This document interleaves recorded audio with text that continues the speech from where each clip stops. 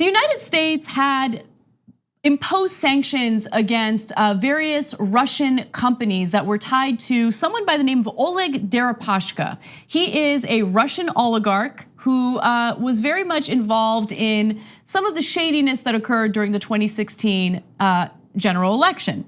And so it made all the sense in the world that this oligarch who was highly invested in these companies would have to deal with these sanctions. The companies would deal with the sanctions. And Steve Mnuchin and the Treasury Department has recently decided that they would ease those sanctions.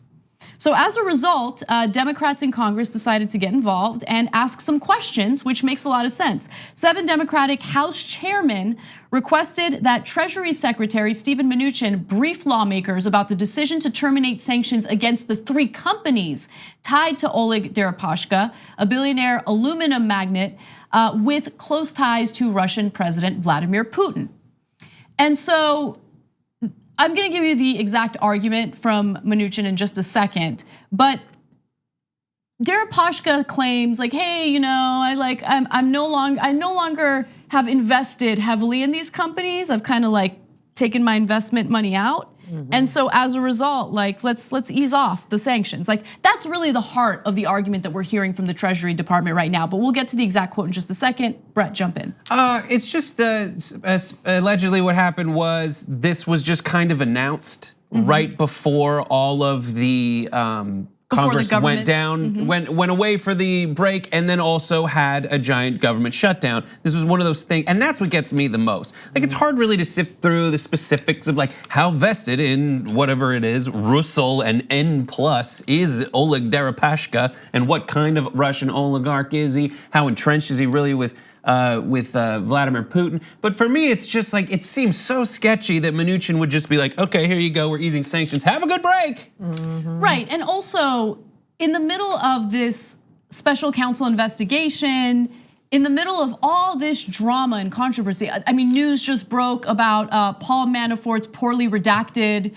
filing. His lawyers had failed to really, I guess, effectively redact the filing, which basically indicated that Paul Manafort had handed over Trump campaign statistics to Russians who were very much involved in trying to influence the elections. Like that story just broke. All of these things are happening, right? You're in the middle of all this controversy. How about hold off on easing the sanctions? Like at least have half a brain to understand that this would raise a few red flags, especially within the House of Representatives, which is now dominated by Democrats. But also these specific sanctions that are being eased were enacted by Congress. Like as a result of a congressionally passed law, and not this new Congress. This is the previous Congress. Exactly, so let me get to that, okay? So as Brett perfectly mentioned, yes, these were sanctions that were imposed by the previous Congress, dominated by Republicans. The administration had announced the plan to ease up sanctions on Deripaska's businesses in December after they had been imposed in April under a law that was passed by Congress to punish Russia for interfering in the 2016 presidential election.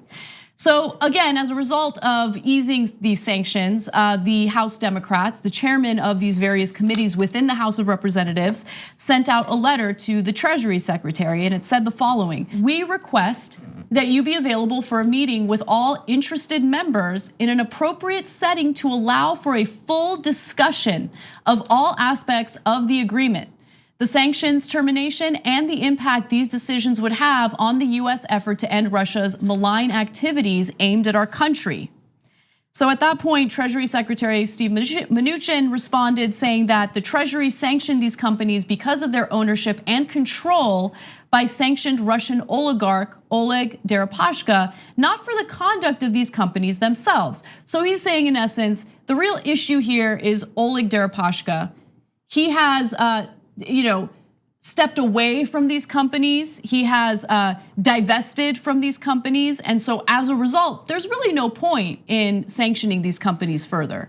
You know what is interesting is that we have been using the words oligarch and dictator so much in the last couple of years that it's just becoming very scary to me. But what you said just reminded me of one of my movies, Wag the Dog. I feel like this government this particular administration has been wagging the dog so much. Every single time something is about to go down, here comes a crisis. And usually the crisis have to do with people of color or the immigrants, the caravan, every single time. And I just think that it's, like I say every time I'm here, is that it's time for the American people to wake up and take ownership of their country and what's going on. Because being fed this BS constantly and believing it is really sending us down an ugly path.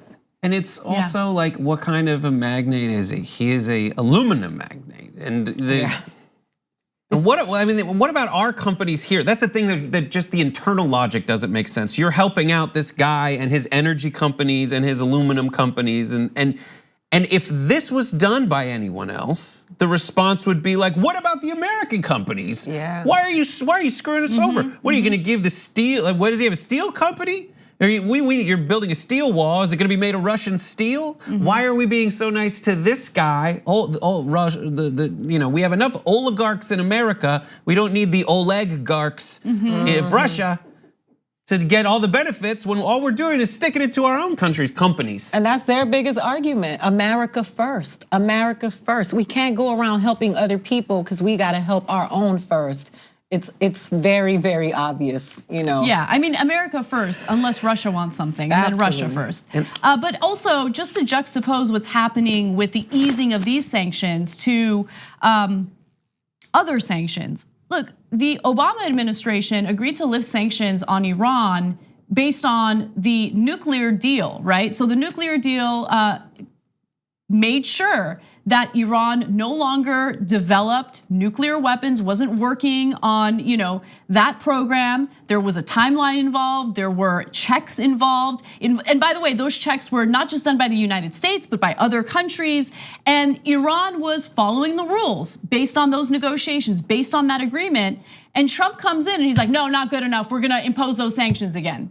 But when it comes to Russia, it appears that any minimal action, alleged action, by these companies will immediately convince the Trump administration to ease those sanctions. Because Russia is his boo. Well, that's the thing. We gotta stop. We have to just accept the fact that Russia is your boy's boo. Because I call him your boy. I can't even say his name anymore. Right, because his argument then is like, well, it's just because I know these guys so well. It's like, how do you know? Do you have UN inspectors the way you did, going in and try to find out if Iran was still refining uranium or whatever? And the answer has to be, oh no, they're my golfing buddies. Like, those are the guys that I hang out with all the time. So yeah, I'll know, or I won't know. At the very least, yes, it's probably politically motivated to be like, amid the Manafort revelation, we want to add other things to show this pattern, either expose it for being terrible, or at least show it and make some kind of image of it being terrible. But this is definitely something that if you are Mnuchin, you probably should have just waited until people could pay attention. And at the very least, they should have this meeting these folks are asking for, so we can determine whether there is actually some kind of process in place by which we can evaluate if Deripaska has divested himself from these companies. And even if he has, do you think that this deal between Deripaska and the board of directors, in some place as opaque as Russia, will result in him not getting a kickback under the table anyway? Yeah, why not? I mean, why are you being so I don't know. I always skeptical feel weird about that? It's like Russia specifically doesn't set off the giant red flags or anything, but just even if you don't think that Russia is this giant huge thing, it's so sketchy. Look, there's a pattern, right? So if this were an isolated story, then I don't think that it would raise red flags necessarily. But this is a consistent pattern within the Trump administration.